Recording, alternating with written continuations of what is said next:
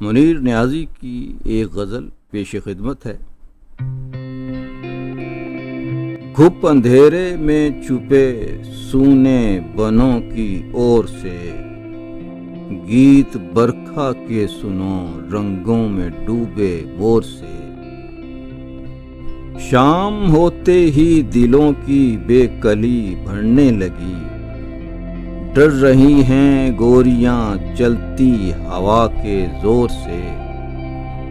रात के सुनसान गुंबद में रची है रात सी, पहरेदारों की सदाओं के तिलिस्मी शोर से।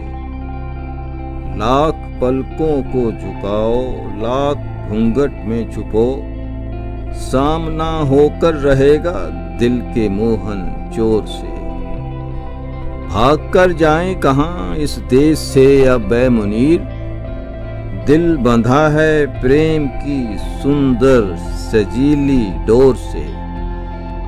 घुप अंधेरे में छुपे सूने बनों की ओर से, गीत बरखा के सुनो रंगों में डूबे मोर से।